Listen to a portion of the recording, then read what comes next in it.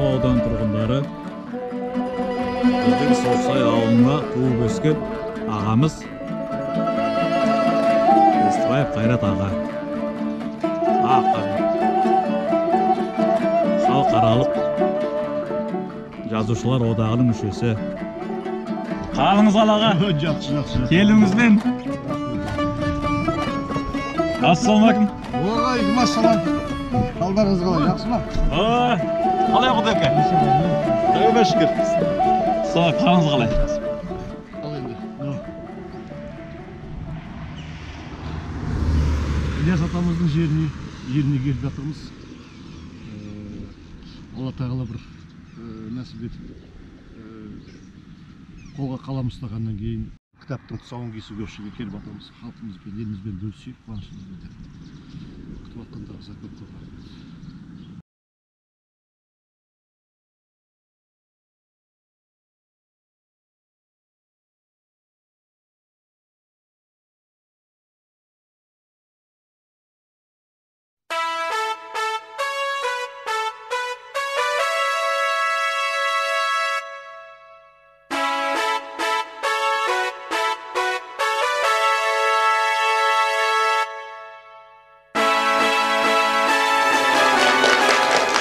Жол жүрем.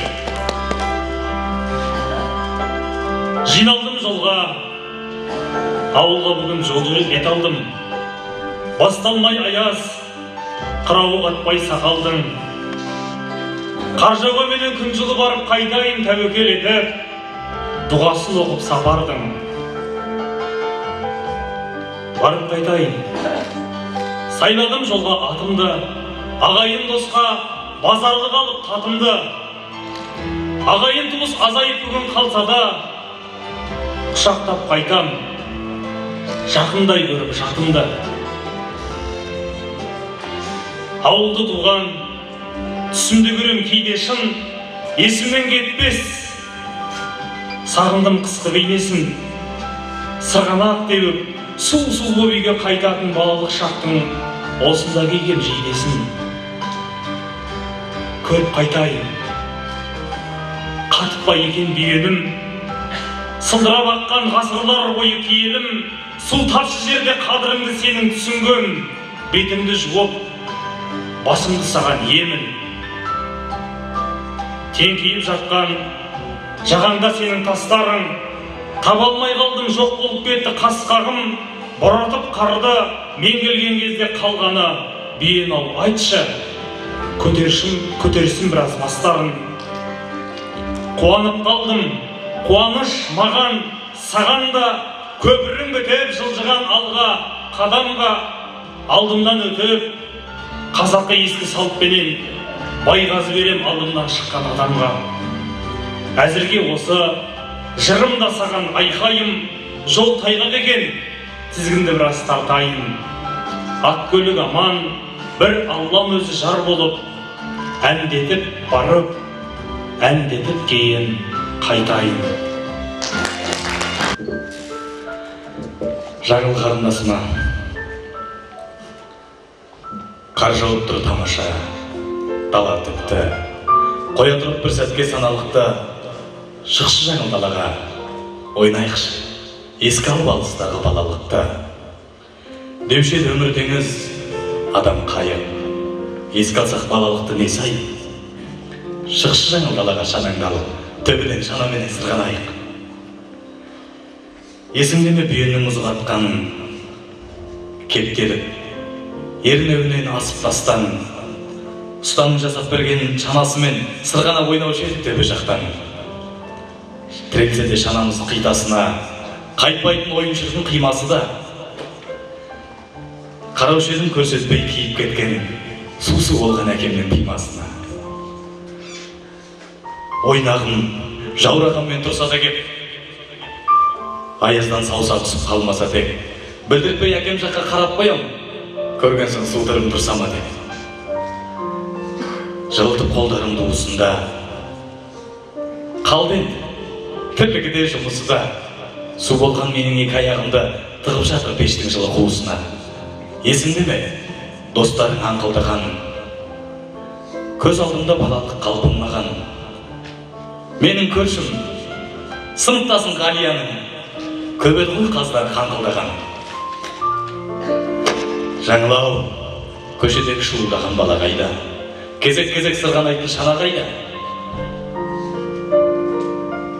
Таласы бұшу болып жататұғын бос болып тұр осы күні бала күн қалан қайда? Бірде еріп, бірде қатып ала қыстай, мұзғатпайтын өзенді аяз қыспай, қаз түгіл көшеде қаңқылдайтын төбесінен қалған бақарға дұшпай. Есіңде ме ауылдағы биялаңа, у-шу боп күндіз-түні тұрар маңа? Осы күні сенделіп көше көзіп, жастарға барар жер жоқ, қиналады. Жаңылау, ауыл сен есің аласың ба? Жастық зырлап өтті ғой қарасың ба?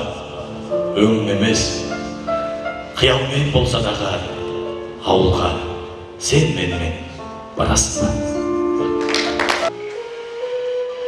Домбырам сен не дейсің? Қалай бұл заман құбылады. Қайда күндер шырайлы шұғылалы, арпалысып жүргенде қу тірлікпен шатастырып алдық па құбыланы. Сөйлесеңші, сен не дейсің домбырам? Қайда қалды қоңыр үнім, қоңыр ән? Өзіңменен күмбірлеткен күйлерім ұмыт бопты, орнын қалай толтырым? Ұзап кетті, өтіп күндер қалыптын. Шықпай жатса, мен кінәлі қалыптын. Сен ұмытып арпалысқан дүние-ай, шанаңға шаң қондырып алыптым. Алатаудай өтетіндей арасын, кеш қалардай уақытпен таласып, күйбең тірлеп өзің жаққа қаратпай, көп уақыт қалдым сенен адасып. Көңілімнің кілтін ашшы сарайын, күмбірлеші таңдансын бір маңайын. Жан домбырам өкпелеме сен маған, өкі алған саған арнап тағайын. Құлақ күйін қалай боп тұр жарығым, түн шықтың ау шығар алмай барының, тегін тұр айдалада қисайын, ұмыттым ба қос ғасырдың сарынын. Жажық енді өзім болам қорғаның, жебетейін мұздап қалған тоңдарын. Жатырқапты егер алмай өзіңді, ұялғандай жүрмей отыр қолдарым. Естімеймін сөйлеседе үйдемін, өзімді өзіп жоғалтып алған күйдемін. Сонау шақта есте қалған әкемнің білуші едім ұмытпақпын күйлерін. Жарықтық, ғұмырыңда келтетім, елемейтін бар жоғында келін кетім. Жарық жоқта пілте шамның астында сұңқылдатып мұңлы күйін жетеді. Алпысыңа қалдым менде тақалып, жандым бәлде, жанбадым ба лапылдап. Ақ домбырам сенде бір күн қаларсың, әкем қайтқан жасқа келдім, жаста қалдым жақында. Неткен жүйрік, уақыт шіркін қасқағын. Жақсын алып жамандарын тастадым, сен арқылы талай жерге бардым да, білесің ғой, оған куә достарым. Айталмасаң, өтпей қалған қылышта, жүрекпенен ойған сені бір ұста. Ақ домбырам үйдің төрі сенікі, қоя алмаспын енді сені бұрышқа.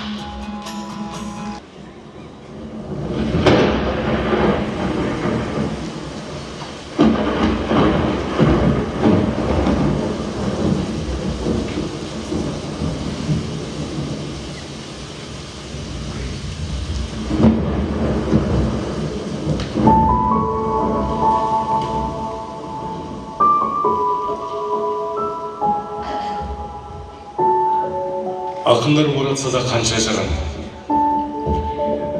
айтса да махаббаттың қанша сырын. Жаңбыр жауса есіме түсе бере, ық болған екеумізге қол шатырым. Бірде ашық, бірде жаңбыр ауа райы, Алматының орталық саябағы. Бізді отырдық қайыққа кезегімен, құйып кетті нөсері аямады. Жауды жаңбыр селдеті басып тасып, меніменен алғандай ақылдасып, қол шатырдың астында қалды кенде, бірімізге біріміз жақындасып.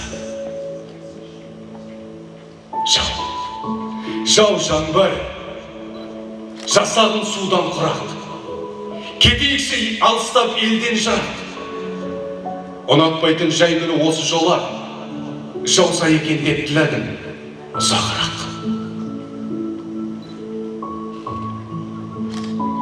Іздеп келем артынан 8 қырдың, қайдан ғана қор қызын жолықтырдың. Қол жатырда қолының дірілінен жүрегінімді білін сезіп тұрдым. Кеттім ау бірін қойып, бірін айтып, оқырманның көздерін бақырайтып. Жаңбыр жауып қол жатыр қолға алсам, көз алдыма қорғыза келер қайтып.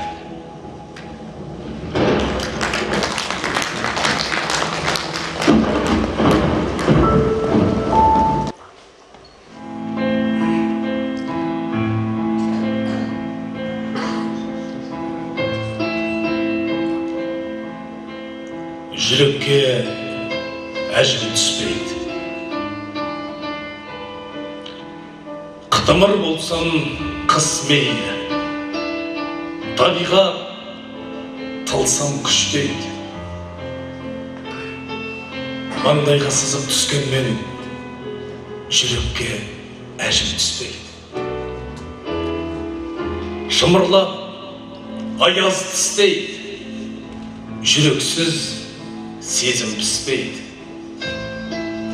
Бетіңе сызат түскенмен жүрекке әжім түспейді. Таулармен барма таласың, алдында тұр ғой дарашың. Оңтайсыз кезде ентелет, жүрек-ау, қайда барасың? Мезгілсіз болар ғашықта, болса да ара ғашықта. Әмірің сенің жүрмейді, асықпа жүрек, жастықпа. Сөзімнің қайсы қылауы, шашымның қалың қырауы. Ағыза берсең тоқтаусыз, суыңда болар сұрауы. Бұлқынба жүрек, бұлқынба. Дамылда біраз жыртаңда, дүрсілін естіп қоймасын. Кісі бар үйдің сыртында. Бәрекелді армысыздар, құрметті зиялы қауым, құрметті қонақтар және ауылымыздың жастары.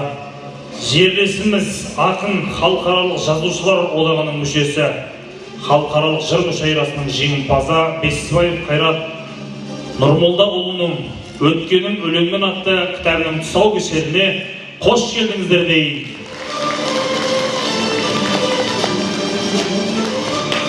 Табысты адам ретінде талантты адамның нағыз айырмашылығы ерінбей еңбек етуінде.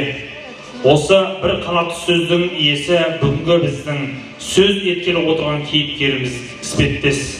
Бірнеше салада қызмет атқарып, бүгінде мәтіндік және графикалық материалдарды басып шығаруға арналған техникалық құралдарының құлағында ойнап, халықаралық жазушылар одағының мүшесі атанған, халықаралық жыр мүшайрасының жеңімпазы Бестібаев Қайрат Нұрмолдаұлы ағамызға бір қол соғып қошеметтеп қояйық.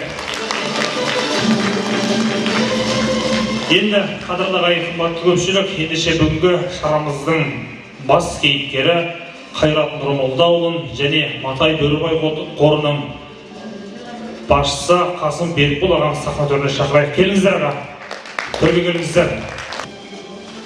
Қайрат Нұрмолдаұлы қадірлі 1964 жылдың 13 маусымындағы бұрынғы Алматы облысы Қапал ауданы Соқсай ауылында дүниеге келген көп балалы отбасында тәрбиеленген. Қайрат ағамыз аталмыш ауылда орналасқан білім ордасын 1971 жылы аяқ басып, 1981 жылы мектеп қабырғасын тамамдап шығады.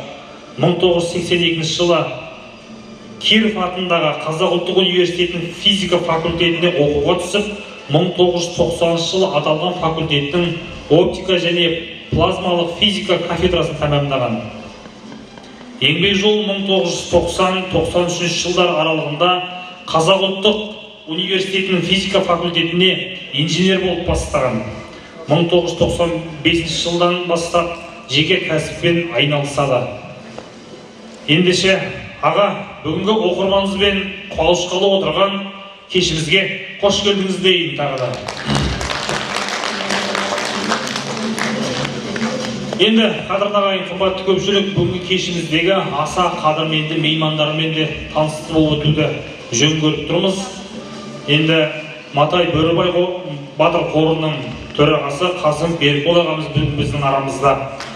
Ақсу аудандық ардагерлер кеңесінің төрағасы, Ақсу ауданының құрметті азаматы Айтбаев Амантай атамыз осы жерде. Және Ақсу аудандық ішкі саясат, мәдениет және тілдерді дамыту спорт бөлімінің басшысы Қасымбек Нұрбекұлы ағамыз бүгін сыйлы қонақтарымыз. Және де осы Ақсу ауданындағы кітапханашылар, оқушылар бүгін кеште қатысуда. Бүгінгі кешіміздің алғашқы беташар сөзін жаңа айтып жатырмыз ғой, Матай Бөрібай батыр қорының басшысы Қасым Берікбол ағамыздан жақсы бір ниет тілек естейік. Берікбол аға. Қадірменді бауырлар, мына біздің Ақсу ауданында бүгін бір ерекше бір рухани жаңалық болып жатыр. Ол Қайрат бауырымыздың өмірі мен өлеңменен кітабының тұсаукесері болып жатыр. Бұған біздің қор неғып ерекше мән беріп, осы кітаптың тұсаукесерін ауылда өткізуін сұрадық. Біз соңғы кездерде өзіміздің туған ауылымыздан шығып, Қазақстанның түкпір-түкпірінде жүрген осындай дарынды өнерлі азаматтарымызды халыққа таныстыру, оларды жарнамалау, олардың атқарып жатқан жалпы қазақ халқының руханиятына қосып жатқан үлесін шамамыздың келгенінше насихаттайық деген бір алға қойған мақсаттарымыз бар біздің қордың. Осының алдында ғана Естай бауырымыз Таубай Бестайдың кездесуін өткіздік. Қосағаш ауылында оқыған сөртте ол бауырымыз жаңағы қазіргі Түркістан қаласындағы тұрған қазақ хандығы деген монументтің авторы. Үлкен зергер, соны халықаралық агрофагия атындағы алтын медальдің иегері, сырттағы бүкіл дүние жүзіне белгілі адам, бірақ біздің ауданда ешкім білмейді. Өйткені өзіміздің қарапайым Қосағаш деген ауылдан шыққан бала. Сол сияқты дарындылар өте көп біздің ауданнан шыққан. Бірақ соны сырт жақтан біліп, сырт жақтар көріп жатқанмен, өзіміз көбіне сол өзіміздің балаларға жеткізе алмай, өзіміздің халқымызға таныстыра алмай жүрміз. Осы олқылықтардың орнын толтыру мақсатында алдымызға қойған біраз жоспарларымыз, жобаларымыз бар. Соны өзіміздің ең бірінші аудандық халқына таныстырайық азаматтарымызды. Солардың арасында насихаттайық. Мына өсіп келе жатқан оқушы балалар бар. Солар білетін болса, болашақта жаңағыдай облыстық деңгейде, республикалық деңгейде азаматтарымызды Ақсудан шыққан осындай дарынды ұл-қыздарымызды халыққа таныстырып, Ақсудың азаматтарының, Ақсу халқының қазақ деген халықтың іргесін бекітуге, соның жаңағы осы іргелі ел болуына үлес қосып жатқанын көрсету көркі мақсатымыз. Өйткені біздің ата-бабаларымыз осылай ес салып кеткен. Мынау қазақтың мысалы жаңа Алашорданың тұңғыш конституциясын жазғанда біздің Ақсудың азаматы тұңғыш жаңағы зиялы мектепті ашқанда біздер, тұңғыш арманға бәйге жариялағанда біздер, содан қазақ халқының мәдениетіне, өнеріне, әдебиетіне мына Ақсу Қапал деген өңірдің азаматтарының қосқан үлестерін қалған халық, қазақтың басқа елдері, басқа өңірлер біле жүрсін. Біз кәдімгідей осы бір қазақтың шаңырағының бір оғын ұстап көтерісіп жүрген елміз. Бізден де осындай азаматтар шығып жатыр. Жалғыз тек қана билік басындағы депутаттар, министрлер емес, міне өнердің де халыққа керек азықты беріп жүрген азаматтар да біздің Ақсудан көп шығып жатқанын соны дәлелдейік деп жатырмыз. Мына бүгінгі өтіп жатқан шарада соның бір парасы деп айтсақ болады. Енді Қайрат бауырымның жаңағы өзіміздің танысқанымызға да осы бір 2-3 жылдың көлемі болды. Осы Бөрібай батырдың ескерткіші басталғаннан бастап жанында жүріп, бірге осы барлық шараларды атқарысып, азаматтардың арасында Бөрібай батырдың қор жырауы деген аты қалған қалай. Осы Бөрібай батырды насихаттауда Қайраттың еңбегі зор. Барлық біздің экспедициямызда бірге жүріп, осы жаңағы Бөрібай батырды насихаттап, осы Ақсудан шыққан мықтыларымыздың бәрін елге танытуда Қайрат бауырымның қосқан үлесі өте зор. Ал енді Қайраттың бір ерекшелігі оның азаматтық позициясы. Бұл халықшыл ақын. Бізде қазір мынандай тенденция болып жатыр ғой. Кеше ғана елбасын мақтап, оған арқа тіреп, бәйтерек деген поэмалар жазып, біреулері жаңағы күй арнап, енді бүгін аты айналмай жатып, әкесінен танып, ойбай жаздым жаңылдым деп, өзінің кешегі айтқан сөзінен бүгін танып жатқандар көп. Ал енді Қайраттың ұстанған позициясынан міне кеше қандай болды, әлі күнге дейін заман өзгеріп жатса да, билік өзгеріп жатса да, Қайрат өзінің ұстанымынан айныған емес. Мен бауырымды жаңағыдай осы нық азаматтық позициясы үшін де сыйлаймын. Оның әрбір өлеңінде өзінің жаңағы саясатқа деген көзқарасы, өзінің жаңағы пікірі еш уақытта айнымайтын, халық үшін жазылған азамат. Осы бағытынан Алла айырмасын Қайрат. Өйткені халықтың мұңын айтатын, халықтың сөзін сөйлейтін ақындар қазір азайып та кетті. Шын айтса бәрі күн көрсін қамын. Жалпы ақын деген тәуелсіз болу керек. Қазір енді көбісі я бір пәтер алу үшін, я болмаса бір қызмет алу үшін, болмаса бір марапат алу үшін жаңағы ананы мақтап, мынаны мақтап, қара ақыннан айналып кетеді де, осы Құдай сондайдан сақтасын, өзіңнің халқың үшін арнаған өміріңде Алла Тағала аяғына дейін сол халық үшін жырлап өтуді нәсіп қылсын. Бәріміз сенің тілеулеспіз. Денің сау болсын, ауырма, отбасыңа амандық тілеймін. Енді мынау кешегі ауыр ешкімді айналып өтпеді ғой, Қайратта бір аунап тұрды. Бәріміз переживай кеттік. Бүткіл жаңа Бөрібай батыр қорының тобында 300-ге тарта адам бар. Солардың бәрі жаңағы Қайраттың бәрі звондап сұрайды, Қайраттың бұл тәуір болды ма, Қайрат қайтты деп бәрі жаңағыдай осы өзім үшін алаңдап қалып. Өйткені сен керексің. Барлығы сенің жаңағы от өлеңдеріңді, түрлі өлеңдеріңді оқып, осы жаңағыдай осы азаматымыз аман болсын екен деген ниеттің үстіне жүр. Сондықтан бүгін мына өткізіп жатқан кешіміз халықтың алдында жаққа бүгіннің алды болсын. Бұдан кейін де әлі қалай кітабының тұсаукесерін өткізіп, осы ауданының халқыменен етене немен өткенде Қайрат қайтып отыр. Мына кейін пенсияға шыққанында Алматыдағы үйлердің бәрін балаларға тастады. Толстой ұқсап ауылға келіп, шалғалып, шөп шауып, біздің қасымызда жүр. Өйткені ақын өзінің бауырларының елінің арасында жүру керек қой. Ол асфальттан ешқандай жаңағы шабыт ала алмайсың. Осы жаңағыда ауылда қой бағып жүрген бауырдың қасында, трактор айдап жүрген бауырдың қасында жүрсең, содан әдемісі жоқ. Осы ауылды қимаймыз бәріміздің де, мысалы, көшіп кетуге мүмкіншілігіміз болғанмен де, осы жердің әрбір тасы ыстық, бірде қату, бірде тату мына бауырларымыз ыстық. Бүгін ренжісіп қалсақ, ертең барып іздеп тұрамыз бір-бірімізді. Ойбай, өкпелеп қалды ма, барып қой, қалың не ішінде болып қалдық, көрмей қалдық қой деп. Сондықтан ел іші деген алтын бесік қой. Осы алтын бесігіне қартайған жағында келіп, бізбен бірге осы қанаттасып, бірге жүрейік, артымыздан келе жатқан ұрпақты бірге тәрбиелейік, соларға жаңа білген артымызды айтып, тәжірибемізбен бөлісейік. Сондықтан мына келіп отырған қауым, барлықтарыңызға рахмет. қайраттың тұсаукесері мынау бірінші рет иә біздің ауданда өтіп жатқаны, алдағы осы болмасын, тек жақсылықта кездесейік, бүгінгі кеш сәтті өтсін. Рахмет, Берікбол ағамыздың жақсы бір ниет тілегін білдірді. Енді қазақта бір аталы сөз бар ғой, ауыл бар ма, ақсақалсыз ағасыз, олар айтқан әрбір сөзге нанасыз. Сөз берейік, ақсақалға төрдегі тағылымынан зор ғибарат аларсыз дейді. Осында бүгінгі жиналған қауымға өзінің ағалы ақ тілегін білдірмекке ортаға Ақсу аудандық ардагерлер кеңесінің төрағасы Айтбаев Амантай атамыз шақырайын.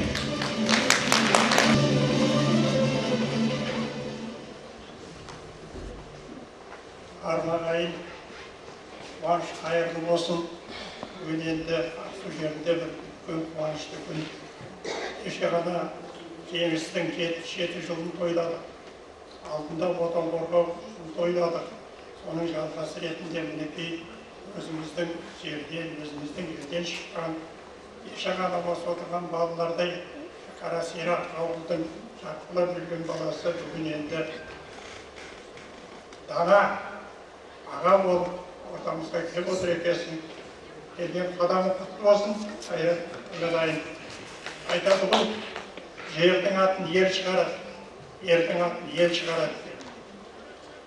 Қазір енді ерлік деген не десек, ерлік деген осындай елдің, жердің атына сипаттап жүрген Қайрат сияқты ініміз осыларды ер деп бағалаймыз қадірге. Енді бұл кісілердің атын кім шығарады, бұл кісілердің атын шығаратын мынау отырған сіздер мен біздер, келешек ұрпақ сіздер. Ақсу жері қасиетті деп ежелден айтып келе жатыр. Сол кейінгі ұғым емес. Бұл жерден небір мықты ақындар да шықты, батырлар да шықты. Құдайға шүкір, көл орны құрбымайды деген солардың жалғасы ретінде келе жатырсың Қайрат.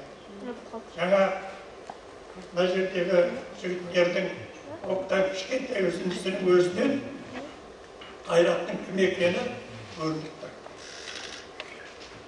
Қарапайым ғана ауылдың қоңыр тіршілігін тоңдандырып көрсетіп, ауылға деген сағыныш мына біріншідегі қарасаң. Осы отырған бәріміздің ойымыздағы дүниені екі-ақ жолменен сыйдырып әкеп, сағыныш деген екен, ел дегенің де екен, оның қандай қасиеттің бар екен деп көрсетіп жатыр. Енді достық деген, береке бірлік деген екенін, жаңағы Әмел аға хат дегенді тыңдап отырып, өте балалық кез бәріміздің ойымызға келіп, ағашты ерсінен.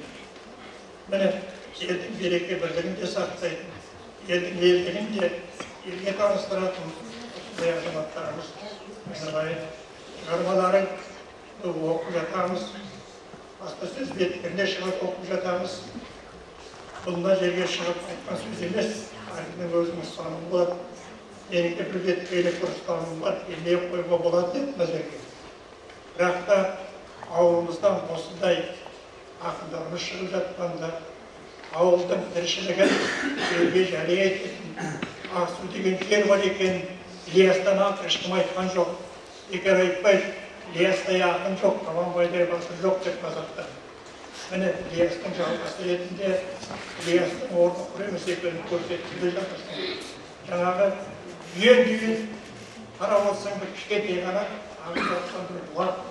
Сол бұлақтың өзін Қайраттың сөзімен қарасаң, бүткіл бір тіршіліктің көз болып жатқан дүние жерден барып келіп. Өмір тіршілігін беріп жатқан дүние көз салып отырсаң, үміттен енді айтатыным айналайын, қаланың ешқашанда қалмасын. Табаның тұяғын тастан таймасын, өлер адамның айтатынымыз. Қанатың ұшқан сайын талмасын, биіктікке ұшқан сайын самғай бер, биіктіктен сені көруге Алла бізге нәсіп етсін. Міне балалар, қарап отырсақ қарапайым ғана өздерің сияқты ауылда жүрген адамдар қандай мықты адамдар шығады. Көрдіңдер ме? Міне бүгін Қайрат ағалар сендер сияқты кеше ғана осыған бір 20-30 жыл ғана мектеп қабырғасында отырып қиялдаған, сол қиялдан шыққан енді ағаларымыз алдымызда тұр. Осы кісінің енді жолын салып кеткен ізін берсін. Аман болыңдар, айналайын, Құдай қуат берсін. Bir adamdan кейде ет былай бұрады, кейде ет былай бұрады, етке қарап отырып күліп шығып кеткеннен кейін артынан сөйлейтіндер бар. Құдай сондайлардан сақтасын, бір көзден сақтасын. Құтты болсын. Өлімнен шыққан бір түрлі Құдай қарап отырса енді көп ой салатын дүние. Енді тек қана тазалық бұрын өте осы өлім беретсін. Тек қана үлкен болды, маңызды өлім беретсін. Рахмет, мінекей ауыл ақсақалдарының атынан жақсы бір ниет тілек тыңдадық. Енді келесі болып ортаға тағы да бір өзінің ізгі ниет ақ тілегін білдіру үшін Ақсу ауданы әкімінің орынбасары Ишан Ғазиз Отарбайұлы мырзаны сахна төріне шақырайын.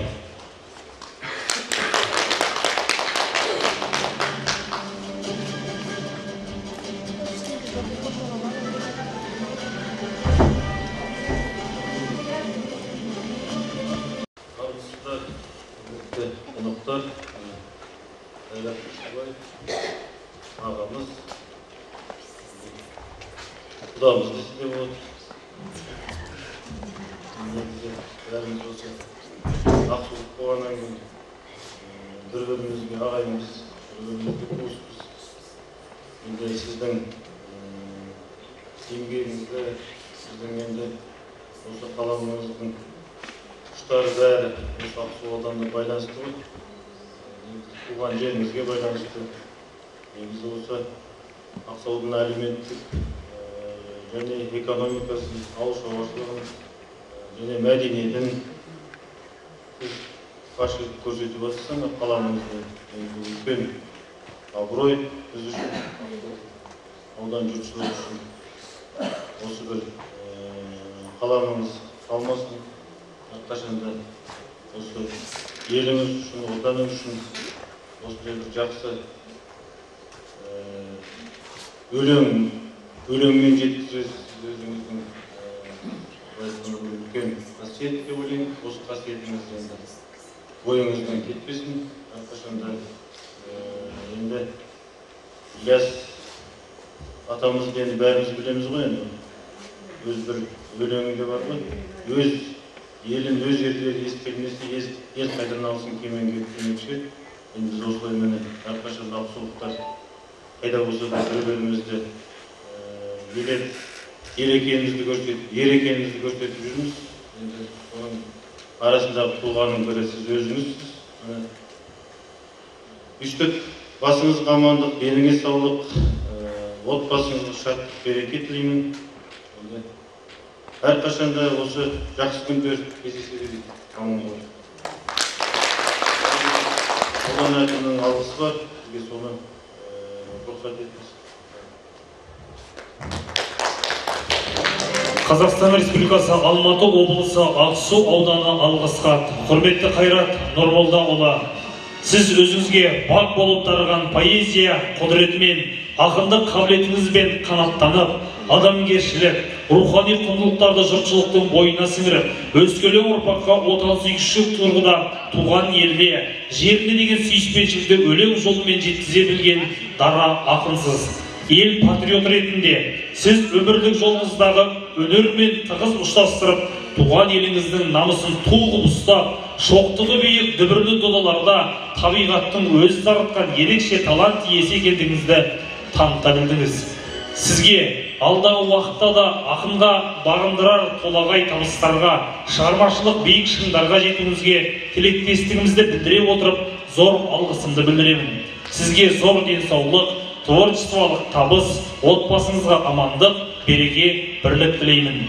Ізгі ниетпен Ақсу ауданының әкімі Базарханов.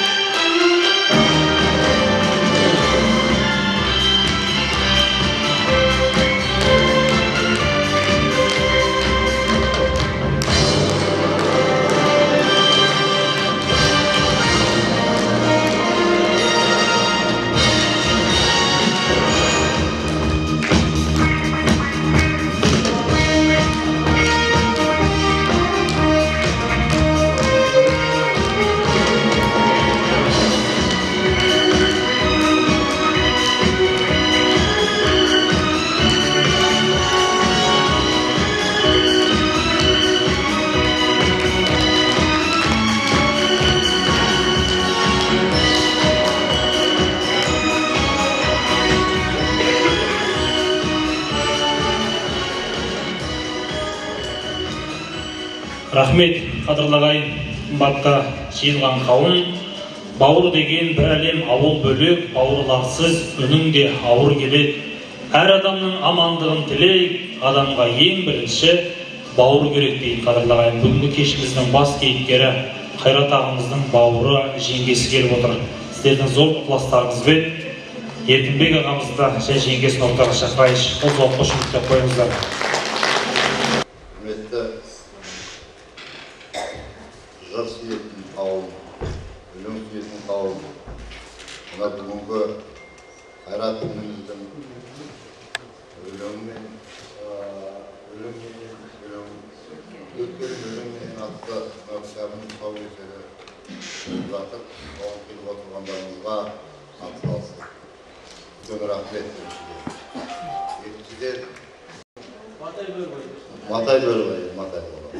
Мінекей осы сіздердің Белгіқұрымызда басқарып отырған осы кішкентай ғана бұл өмірдегі Қайраттың еңбегін бүткіл ауданға, аудан халқына насихаттап отырғандарына үлкен рахмет айтамыз. Қайрат ініміз енді ол бала кезінен өзі осы жанрға бейім болып өсті.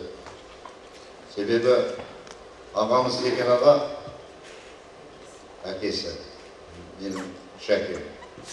Сол кісінің бойында осындай қасиеттері, осындай халқына, артақ ұрпақтарына айтатын өсиеттері, өлеңдері, жырлары менен өзі қасиеті болған бойында.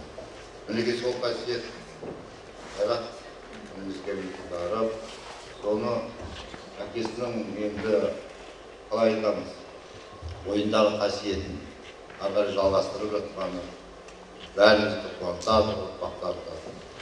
Жаңа өлеңдерін өздеріңіз тыңдап отырсыздар, өте нәрді, өте құнды, өте әсерлі, нақты өмірдің жаңа бастан өткен әр адамыз. Әрекеттерін жақсы сипаттап, соның бәрін топшылап, өте аттары жатқан ұрпақтарға үлкен насихат беруде алатын болып үлкен деп есептейміз. Енді Қайрат міне дейтінім қаламың әр уақытта жаңағы мұқалмасын, ойын, ұшқыр, өткір сөздерменен әрден кейін шығармашылық еңбегін өрлей берсін. Жаңа айтпай-ақ айтып кетті ғой.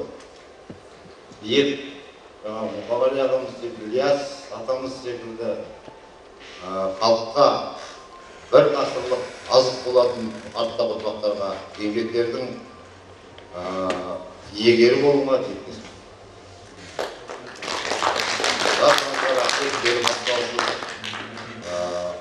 Құрметтеп, қошеметтеп жатқандарыңызға, әрқайсыларыңыздың отбасыларыңызда осындай жас ұрпақтан шығатын ақындар, батырлар, елімізге үлгі болатын, отанын қорғайтын, халқын тәрбиелейтін азаматтар көп болсын деп тілеймін. Ал қош көрдік, қымбатты қауым, әлеумет, мынадан мен бойын көрдегі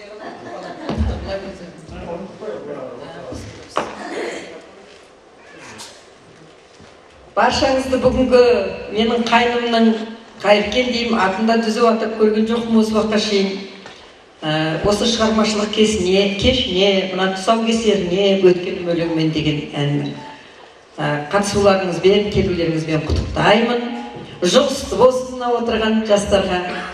Енді қай уақытта болмасын адамның өткенім өліммен деп айтылған соң, ол Қайыркеннің өткен өміріне, біраз біздің әулетке тоқталып кетуді мен жөн көрсем. Біз өзі, біздің фамилиямыздан 5 ұлымыз тараған. 5 ұлдың әрқайсында осы менің жарым Қайыркен, ең кенже қайнағамның ұлы, үлкендерден отырған ұрпақтар мына Қайсар. Біздің фамилиямыздың әкесі қасиетті үлкен баба Ол кісі қабанбайлар батырлар тұсында өмір сүрген, аты үлкен орын алған біздің өңірде. Бабамыз, біздің енелеріміз атын атамайтын, қуыс деп айтатын, бірақ енді мен сіздерге түсінікті болу үшін Алла мені кешірсін, Үңгірбай бабамыз сол кісіден тараған ұрпақпыз. Үңгірбай бабаның бел немересі мына бүгінгі залда отыр, міне Жұматай орнынан тұрып қой. Бұл кісілер туралы көп жазған, бізде Қазбанбек Жәлеубай ағамыз көп зерттеп, біздің бабаның өткен өмірі, ел аузынан естігенін, одан кейін Болатхан ағамыз осы мәдениет үйін басқарған біраз әңгімелер жазған осы кісі туралы. Енді өте үлкен қасиеті бар ол кісінің. Жыршы, емші, бақсылық, көріпкелдік қасиеттері болған біздің бабамыздан. Міне сол бабаның рухы шығарып, қолдап қоршап жүрген. Қайраттың әкесі Сеген ағамыз, кенже қайнағам, өте жыршы кісі болды. Таң атқанша жырлайтын. Ол кісі ел арасында, ағайын арасында елдестірмек қасиеттері де көп болған. Реніш болсын, қайғы болсын, мұңлы кез болсын, қай адам баласының басынан не өтпейді, сол кездердің бәрінде жанынан табылатын, жаны нәзік, қамқор кісі еді ол кісі. Біз сол кісінің қолына келіп болып түстік, сол кісінің тәрбиесін көрдік, сол кісінің салған сара жолымен күні бүгінге шейін мінекей ағайындар бір тұтас, бір шаңырақтың астында, әрқайсымыз әр облыста, әрқайсымыз әр ауылда тұрып жатсақ та, сол кісінің салған жолыменен келе жатырмыз. Жақсы сөзі болатын, бармасаң, келмесең жат боласың, бермесең алмасаң, сарт боласың дейтін атамыз. Сол сөзі біздің келіндер үшін, абысын ажындарымыз үшін үлкен үлгі өнегелік жол. Қайыркеннің өз басына келсем, мектепте өте жақсы оқыды, Қайыркен озат болды, үлкен оқу орнына түсті, өзінің қойған алдына қойған арман тілектерін орындап келе жатыр, міне күні бүгінге шейін. Алланың көзі түзу болсын деймін. Жазған өлеңдері тұрып көз алдыңызға даланың суреті болса даланың, ғашықтық болса ғашықтықты, сағыныш болса сағынышты дәлме-дәл жеткізетін сондай бір жақсы ұшқыр қалама, осындай ойлы азамат. Қайыркелме жаңа дұрыс айттыңыз, Берікбол мырза өте жақсы қозғап кетті. Пікірлерін түске шейін бір, түстен кейін бір, аз ортада бір пікір, көп ортада басқа пікір айтатын адамдар ол бар, баршылық, оны жоқ деп айтпаймыз. Біздің Қайыркеннің діңі өте мықты. Адамда стержень дейміз ғой, діңі сол бір беткей, өзінің ұстанымы бар. Аз сөйлеп, көп тыңдап, тоқетерін айтатын жігіт, 8 қырлы, бір сырлы шертетін, әудейтін өзінің қасиеттері бар. Енді бүгін міне жаңа біздің Ақсу аудандық мәдениет үйінің қызметкерлері, жігіттер, театрге атсалысып жүрген жігіттер мінекей Қайыркеннің өлеңін қандай нақышына келтіріп орындады. Қуаныштымын, Алла разы болсын. Творчестволық табыс тілеймін осы балаларға біздің ауданның. Осыны ұйымдастырып отырған кітапхана бөліміне мың алғыс айтамын. Ең бірінші осыдан бастайыншы өзі. Мына ковид дедік, қорқыныш болды, сезім, үрей, жақындарымызды, таныстарымызды жоғалттық. Бірақ осы шақтың мен әлі ауылда да айтып жүрмін, қазір де айтып кетейін. Менің көзқарасыммен бір пайдалы жері көп болды.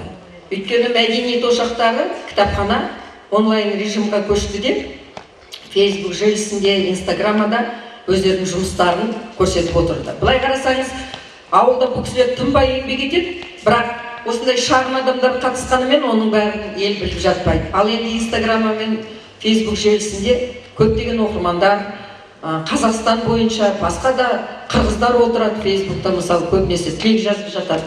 Сол кезде Бақытгүл біздің кітапханашымыз, осы 20-шы жылы Бақытгүл үздік кітапханашы деген марапатқа ие болды, медалін тақты, өте орынды, міне 10 классты бітіріп 10 сыныпты Женпидің кітапхана бөлімін факультетін бітіргеннен бастап өзіміздің Қапал ауданында, міне одан кейін Суқсай ауылында тынбай еңбек етіп келе жатқан ханым.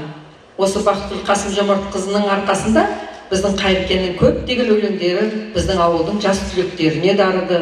Өзінің сыныптастары жан-жаққа кеткен оқыды, ағайын туыстары таныс болды. Көптеген суретшілеріміз өзіміздің арамыздан шыққан. Қазақстан Республикасына ғана емес, шет елде танымал болып жатқан біздің суретшілерді мен мәдениет саласында қызмет жасағаннан кейін өзім біліп жүрсем, мен оны дәріптеген орта қазір ата әже болып кетті. Міне солардың ұрпақтарына осы Бақытгүл Қасым-Жомарт қызының арқасында дәріптеліп жатыр деп толығымен айта аламын. Міне қазір біздің ортамызда Мәжит отыр, өзі әкім болды ауылда. Сол кісілер де осыған көп қолдау көрсетті. Жаңа Facebook желісінде өздерінің пікірлерін жазды. Қазіргі кезде алдарыңызда біздің ауданымыздың ақсақалдар алқасының төрағасы атамыз отыр. Ол кісі қазір жақсы тілектер айтып жатыр. Кәдімгі шынайы әкелік тілегін айтып жатыр Қайратқа. Тіл көзден Алла сақтасын деп. Оны адам өзінің баласына айтады ғой. Міне осы аталық сіздің жолыңызға, құрметіңізге басымызды иеміз. Рахмет сізге.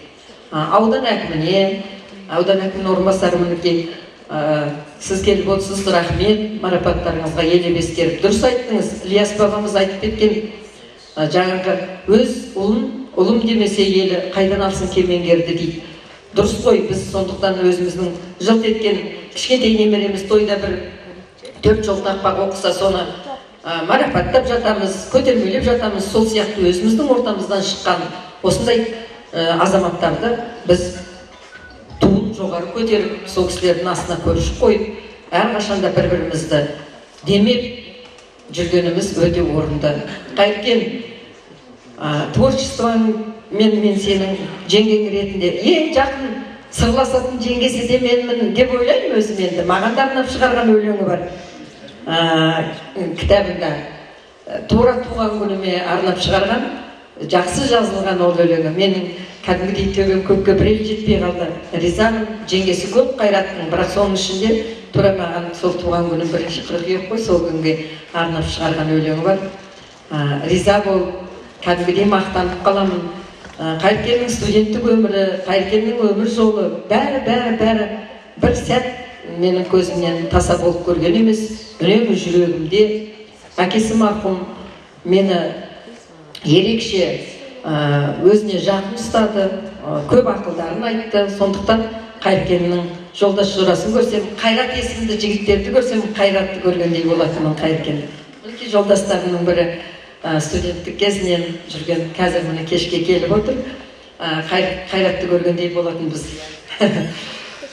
Енді аман бол, отбасылық бақыт тілеймін, творчестволық табыс тілеймін, қаламың мұқалмасын. Шап, мынандай артыңда жұртың тұрғанда. Талмай жаз, біраз денсаулығына кінәрат келтіріп алды.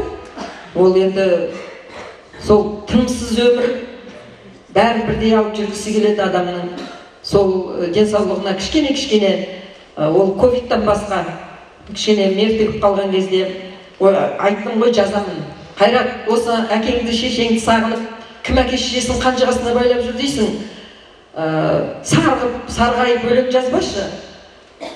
Ол кісілер тыныш жатсын, сен бұл жақта бізге керексің деп жазғаным бар желіге, Қайыркеніме. Сол аман бол, қашанда сенің атыңмен біз мақтанамыз. Мына отырған жастарға, қазір мектеп оқушылары отыр, соларға тілеймін. Мүмкін бүгінгі сіздің кешіңізден сол балаларға бір филология факультетіне түсіп кетуге, ақындық жолға түсіп кетуіне бір себепкерлігіңіз тиер. Өйткені жаңағыдай өз балаларын мақтап, мадақтап жатқанда, жаңағыдай өлеңдер оқылып жатқанда адамға шабыт бітпеуі мүмкін емес. Сондықтан ризамыз саған, біздің туымызды жоғары көтеріп, бабамның туын шықпай жүргеніңе үлкен рахмет айтамын. Алла бізге амандық берсін, отбасылық бақыт тілеймін өзіңе, творчестволық бақыт. Баршаңызға рахмет, бүгінгі кешке келіп осы қуанышты бөліскеніңіз үшін. Сіздерге де рахмет.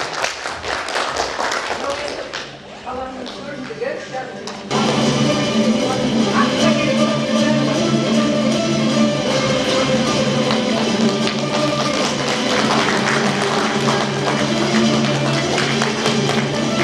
Рахмет. Мінекей қадірлі ағайын, аға мен бауырдың, жеңге мен қайынның сыйластығын көрдік.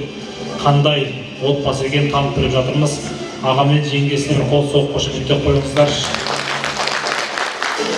Енді келесі кезекте бүгінгі кешіміздің басты атқарылатын іс-шарасы, жаңа бері айтып жатырмыз ғой, құрметті бүгін бас кейіпкеріміз Қайрат ағамыздың өткенін өлеңмен атты кітабының тұсаукесер рәсімін атқаруға рұқсат етіңіздер. Тұсаукесер рәсімін атқару үшін Ақсу ауданы әкімінің орынбасары Ешен Ғайыз Отарбайұлын, ардагерлер кеңесінің төрағасы Айтбаева Мантай атамызды, Берікбол ағам шақырайын.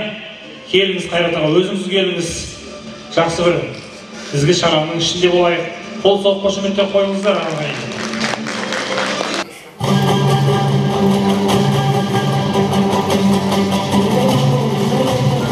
Бәрекелді, құтты болсын да бір қол соғып қошеметтеп қойыңыздар. Оқырмандар көп болсын.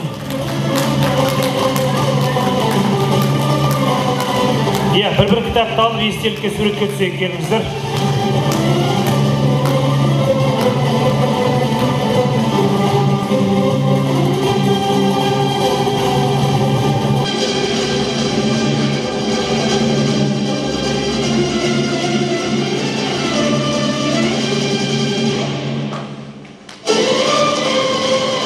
Рахмет.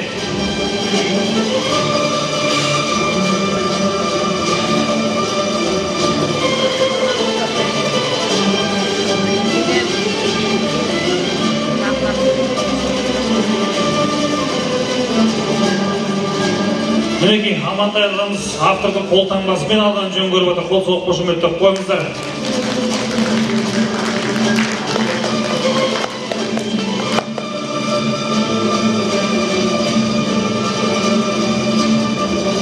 Бүгінгі кешіміз ертеңгі естелік. Естелік көп, мәңгі қалар сөзсіз. Қайрат ағамыздың есті жылдары, отты жылдары көп болсын. Оқырмандар көп болсын дейін.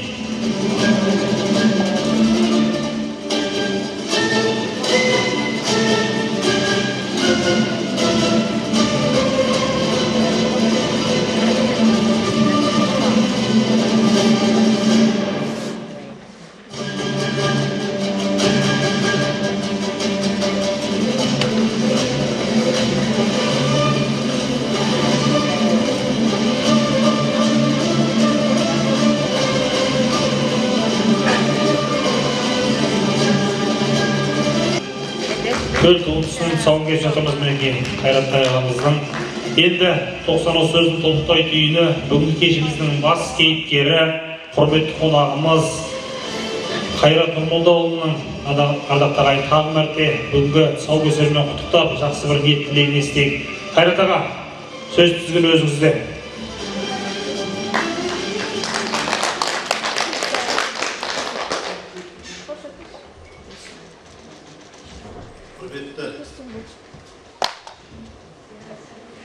Бүгінгі мына тұсаукесер рәсіміне келіп жатқан ағайын, достарым, қош келдіңіздер.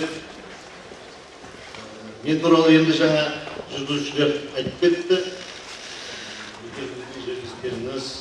Негізгі мамандығы менің физика. Бірақ қалай ақын болып кеткенімді өзім білмей қалдым. Бұл енді қанмен, табиғатпен келетін қасиет болса керек.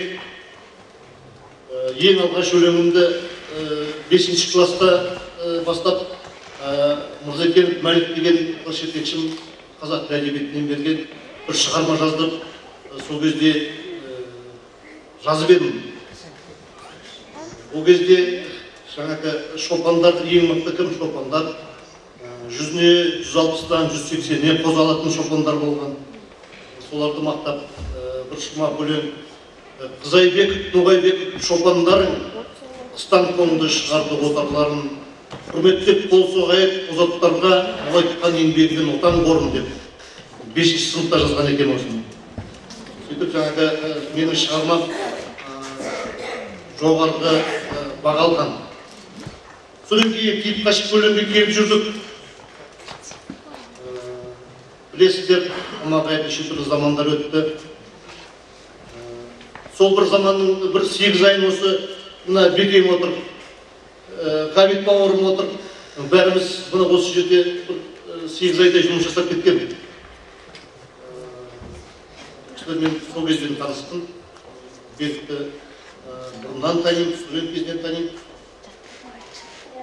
Енді негізгі менің тақырыбым ауыл, өзімнің туып өскен суық сайым, тура үйдің қасынан бір 50 метр жерде бүйен ағып өтетін. Сол бүйеннің сарына құлағыма кетіп, солардың бәрі мүмкін мені ақын қылған шығар. Тасты бүйен, ержеттің тасыңды өстін, бұрсам бекен ел жаққа басын көштің. Қалай еді?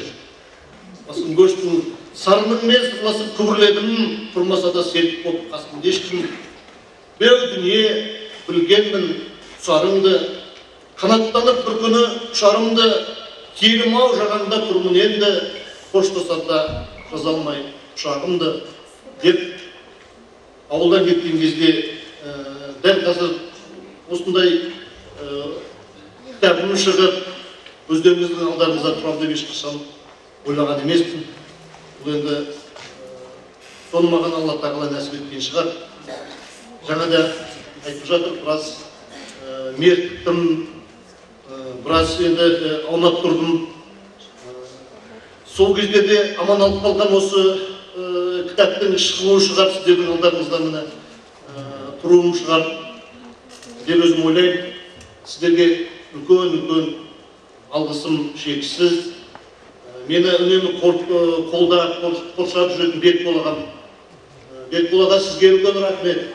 Қайда жүрсеңіздер де, менің қайратым, менің ақыным деп қасынан тастамай. Осы кісінің де көп септігі тиді. Алла разы болсын аға. Барлықтарыңызға рахмет. Әлі ешқай жерде оқылмаған бір өлеңімді оқып берейін сіздерге. Кеше ғана жазылды, еліме келдім деген өлең.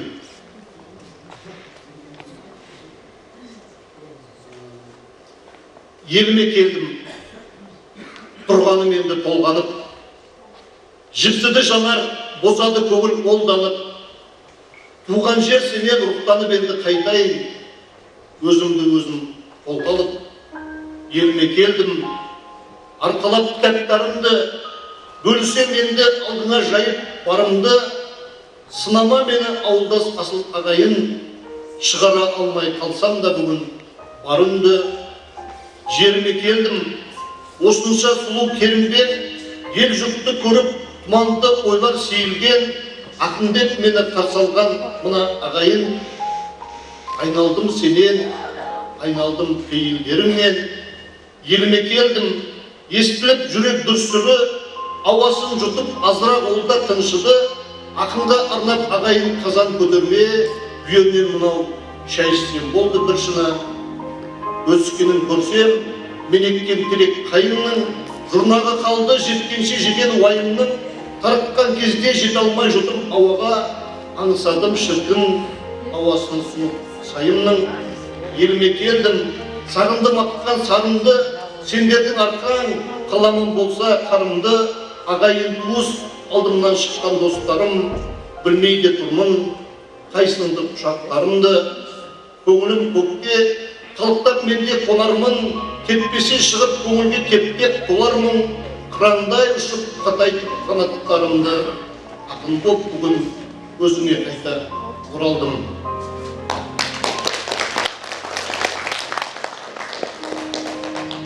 Енді көп рахмет. Сұрақтарыңыз болса,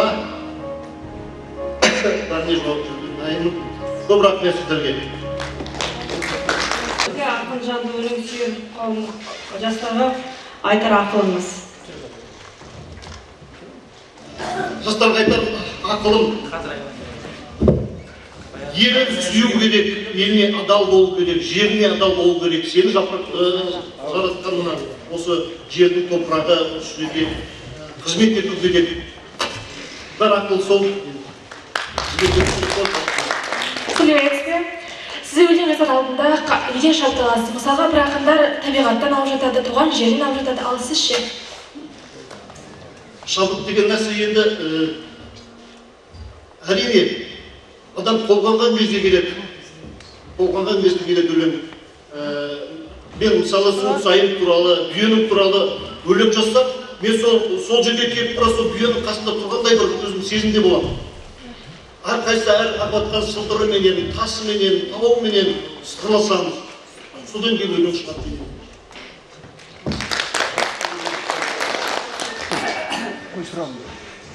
Балалық шағыңыздағы қызықты оқиғаңызды айтып берсеңіз.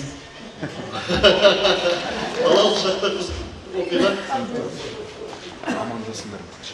Балалық шақта қызық оқиғалар көп қой. Мен кеше түнде жолдастарымыз қарсы алып кеше бір жақсы жерге қонақ болдық. Сонда есімізге алып жатырмыз. Мынау 76-77 жылдары алғашқы біздің жаңағы тығылып, мұғалімнен тығылып вечер жасайтынбыз. Сондағы бір қызықтарымызды түні бойы айтып тауыса алмадық. Енді ол өте көп балалық шақтағы қызықтарым.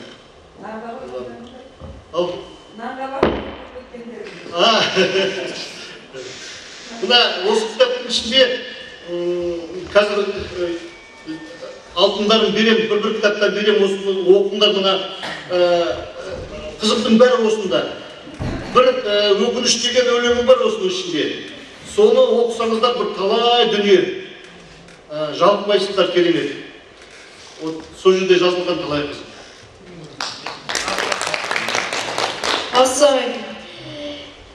Сіздің ең алғашқы өлеңіңіздің кімге арнаңыз? Қай жылы жарық көрді? Әрине, мынау менің екінші жыр жинағым, өткеннің өлеңмен деген. Оның алдында көш асылып барады деген бір жинағым шықты. Қолдарыңызға тиген шығар. Оның алдында әкем туралы бір үзік сыр деген естеліктер жинағым шықты. Мынау үшінші кітабым. Алғашқы кітаптарым, өлеңдерім сол мектептен басталды. Жаңа айттым ғой, 5-ші класстан бастап.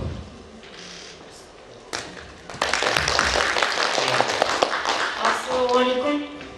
Сіздің өмірлік ұстанымыңыз, болашақтағы мақсаттарыңыз қандай? Болашақтағы мақсат. Мен енді қолыма қалам алғаннан кейін шамамның келгенінше даламның әрбір тасын, тауын жырлағым келеді. Содан кейін Төлеген Айбергеновтың бір сөзі бар. Ақын бол, қарағым бол, аузыңда бол әрбір жараның дейді. Бұны айналып өте алмайсың. Сондықтан да қоғамдағы кейбір келеңсіздіктер, соның бәріне қалай көңіліме келеді, солай менен жазуға, көзсіз жазуға тырысамын.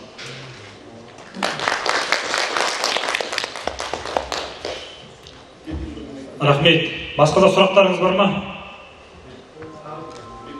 Берік аға, Берік Тұрсынбайұлы, досы ағамыздың.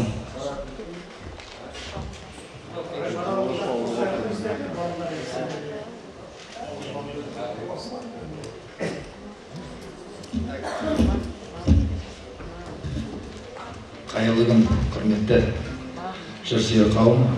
Енді жаңа Қайрекен айтып кетті ғой, ол негізгі мамандығы физик деп. Менің де негізгі мамандығым физик. Енді кішкене тарихқа оралсақ, бәріміз бір жылдың түлектеріміз. Қайрекен Сусайда дүниеге келсе, мен Діңгекте дүниеге келіп, анау 91 жылы Қайрекен Казгудың физфагын бітірсе, мен Казбидің физфагын бітірдім.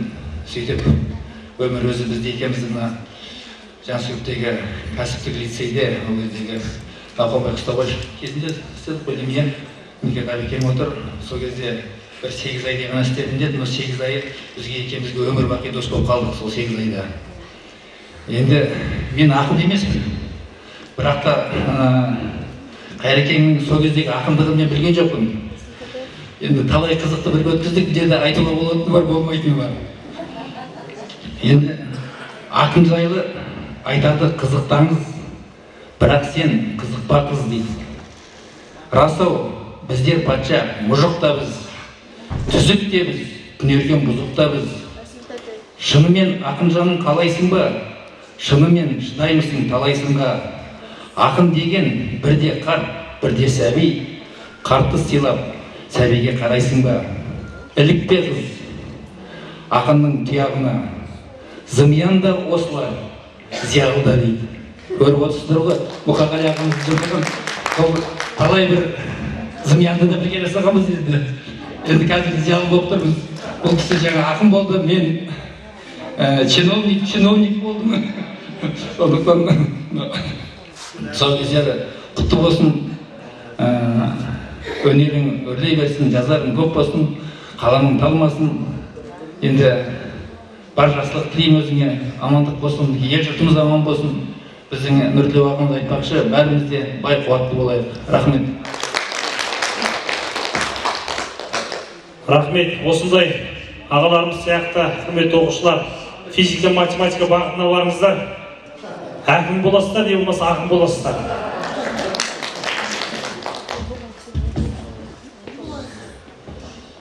Ал енді мына бірінші айтарым, мына Қайраттың ақындығын біліп жатырмыз, барлықтарымыз оқып жатырмыз, пікірімізді білдіріп отырамыз, астына жазып отырамыз. Енді жаңа сұрақ қойып жатырмын жатан балаларға. Бір қызықты жайттарымыз дейді. Енді Қайраттың есінде бар ма жоқ па білмеймін. Мен есінде Қайраттың бір жасаған қызықты нәрсесін мен сіздерге айтып берейін. Мына Сыпызда істеп жүрген кезіміз, мына жастар еді бізден кейінгі, Қайрат бар, Берік бар. Одан кейін басқа жолдастар жігіттері бар. Сыпызудың ана 5-ші этажда тұрады барлықтары сол кезде. Қызықтың әкесі сонда болатын күндізінде. Ол жастардың арасында. Содан жаңа жыл мейрамы болды бір күндер енді. Жаңа жылға енді біздің сол кезде жүрген кәсіп училищедегі коллектив бір 200-250 адам болды екен. Сол кезде шаруашылығы бар, мұғалімдері бар, мастерлері бар. Әр отдел жеке-жеке болып дайындалатын жаңа жылға. Бәріміз киініп аламыз. Содан жаңа жыл басталып кетті, жаңа Балмасград. Ирактан келіп жатқан біреу келіп жатыр. Баяғы Қытайдың құмырасы бар ғой, пластмассадан жасалған. Құмырадан қағаздан құмыра жасаған, құмыра келіп жатыр дейді. Бәріміз қараймыз, ойбай мынау кім деп. Ешкім танымайды. Жаңағы кісілерімізде кигендеріміз біраздан кейін шештік. Бітті, енді дастарханға отырып жатырмыз. Содан кейін мен айтамын, бауыр мана үстіндегі шеш, сен кім екенін көрейік. Деп соң барып ана құмыраны суырып алдық. Сөйтіп құмыраның ішінде Қайрат. Есінде бар ма? Сол кезде ойлаған мен. Мына бала жігіттіген жас жігіт қой бізде. Біз енді үлкендеріміз сол жерде сөйтіп қаласынан сонда бір ойлап жігіттің фантазиясы мықтау деп қысады. Бәріміз неше түрлі киіндік қой. Ит те болып киіндік, жылқы да болып киіндік, маймыл да болып киіндік. Енді құмыра сол ешкімнің бойына келмепті. Сондықтан соны отырып жаңа айта кетейінші, осы бір қызық деп балалардың сұрағына байланысты айтып отырғаным ғой. Ал Қайрат айналайын. Мына жаңада айтып отырмын ғой, оқып жатамыз, өзім пікірім жазып жатамын, сүйсінемін. Ауылдың сыйлаған, ауылдың тасын жырлаған, ауылдың өзенін жырлаған адамдарды, қарапайым ауылдан шыққан баланың сондай өлең жазатындай, сондай үлкен дәрежеге жеткенде мен үшін өзім қуанып отырамын. Бір жағынан өзіммен бірге істеген жаңағы әріптесім болған бір кезде артымыздан ерген ініміз деп қуанамын. Сондықтан мына творчествоның жемісі тілеймін. Әлі шығатын кітаптар шыға берсін. Өткенде бір ауырдым деп жазған кезде кішкене сен ол жақта қиналып жүрсің, бұл жақта біз де кішкене уайымдадық. Мына Қайрат ауырып қалыпты ғой, жаңа деп өзін жазғаннан кейін. Сондықтан аман бол, кітаптары көп болсын, мына оқырмандар көп болсын. Қайраттың тілеулестері кітабын оқитын, осының өміріне бейтарап қалмайтын ағайын достар көп болсын дегім келеді. Аман болайық бәріміз.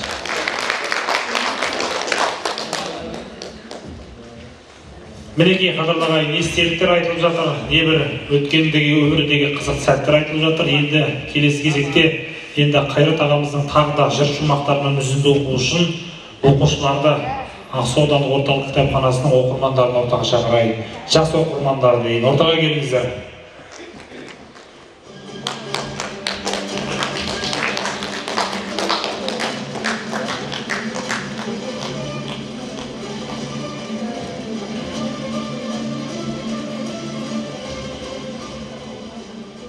Өмір теңіз. Өмір теңіз, ал біздер теңізшіміз. Дегенде, келісті ол, келісті қыз. Буырқанға толқындыра қарамастан қайықпенен жүзуге келіп тұрмыз. Сайланып, қайығы мен қармақтар, алып кетті үлесін қармақ бәрі. Біреу отыр аусалып қармағында үзілген қармақтарын жалғаптар. Болса да, ұшқыр қиял елесмейді, бір толқынға теңеспейді, сайлап ал ескегінді сол уақытта, теңіз заң сенен кеңеспейді. Ақтөбе, Алатауды іргелейсің, жақынмын бәрінен де күнге дейсің, көк жардың көк тасына қайрасам да, тәкаппарсың, білемін, үндемейсің. Сен биіксің, бәрінен жоғарысың, жазда жаңбыр, қыста қар борар үшін, бес қарағай, шыршаның жұпар иісі, дертке дауа, шипажай, қонақ үшін. Ақын қайда, әлемге жар салатын, көркіне таңдай қағып тамсанатын, алақарды асықпай шығарыпса, мінезің бар, ертерек қарсы алатын. Деген ғой уақыттың болмас еркін, қалды енді балалық берген сертін. Кеше ғана жүгірген құлыным-ау, қарсы алғың келіпті 24-ін. Жүрмін енді ойдама қырдағыдан, жолым бозды енді деп сырғалыдан. Көлігіне отырып кеткен кезде, қарап тұрып артынан дұға қылам. Оянасап, бозарған таңнан мына, жаратқаннан сұраймын жалбарына. Амандығын баянды бақытымен, ұзақ ғұмыр берші деп заңғарым. Биенің аққан сарына, қиялмен келіп ауылға, аралап мәз боп жүремін. Жоқ бүгін бақша бауында, өткенім қайтпас білемін. Түседі еске көшелер, көшенің қызы бар ұлы, құлаққа келе естілер биенің аққан сарына. Жағалап жүріп жағанды, балалық өтті түсіндей, ұға далмай бағанда, кеттік-ау бізде түсінбей. Көргенде жиған көкенің, жаңбырдың суын тарыдай, жеріме тәубе етемін, көрген жоқ суға жарымай. Келгенде тасыр сағатын, долданып сенде есірдің, арнаңды бұрса қағатын, кешіргін биен кешіргін. Барып қайттым, туған елге барып қайттым, қанат бітсе шіркінай қалықтайтын, ауылымның төбесін мұнайналып, қыран болып ұшудан жалықпайтын. Елге келем мен бүгін ұлымменен, кеше ғана жүгірген тұлымменен. Айтып келем бөлісіп ұзақ жолды, от басында айтылмайтын сырымменен. Міне мынау қапалдың арасаны, суы шипа әлемде таласады. Он жақтағы күректау баян жүрек, арассан көрінет баласазы. Ақ көгершін, бақ құсым ба еді қонайын деген көктегі, ақ құсым неге жанымнан менің шеттеді. Алдыңнан шығып аңдамай алсам үркітіп, балапаным-ау жазғыра көрме тек мені. Балапан құсым айналып ұшқан төбемде, сен ұшып едің бұлқынды жүрек келемде. Шошындың дағы самғадың көкке бір етім. Аспанға қарап аңырап қалдым көнемде. Балапансың-ау қанаты әлі қатпаған, адасып қалып үйерім іздеп таппаған. Бүгін күн жылы, төгіліп нұры, далада бала мәз болып, көктем де келді, көк шықса енді, жадырап көңіл жаз болып.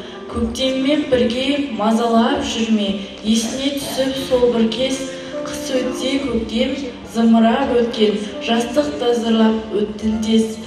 Жетелеп арман сағым боп алдан, бітпесе шіркін болатын. Жастықта бір гүл ұшады бұлбұл, келгенде уақыт солатын.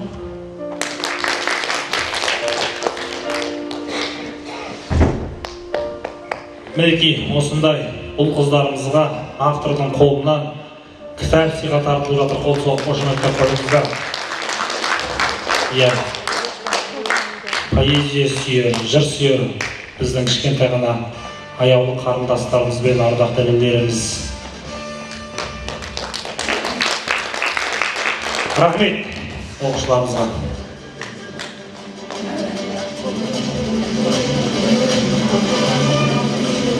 Енді қадірлаған бүгінгі кеште шырқалмаса, енді аудандық мәдениет үйінде келіп тұрып ән шырқалмай кетсе сын болар. Қайрат аға, жақсы бір әуезді әніміз бар еді, ағам бар менің деген.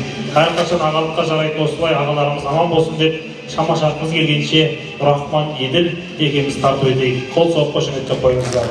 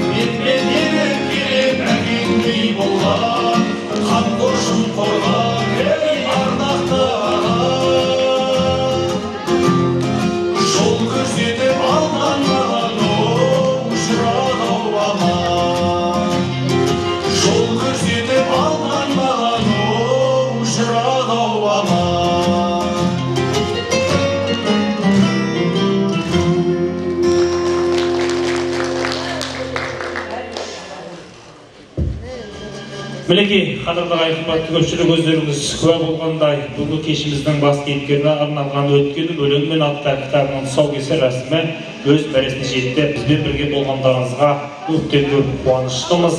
Еліміз аман, жұртымыз тыныш болсын. Баршаңызды естелікке суретке түсуге шақырайын ба? Иә, естелікке суретке түсуге шақырайын. Қайрат аға, айтарыңыз бар ма? Айтарыңыз бар ма? Барлықтарыңызға бір кітаптан алыңыздар. Барлықтарыңызға кітап жетеді. Содан кейін бұл жерде махаббат деген кафеде тамақ ауыз тиіңіздер. Түскі ауыз.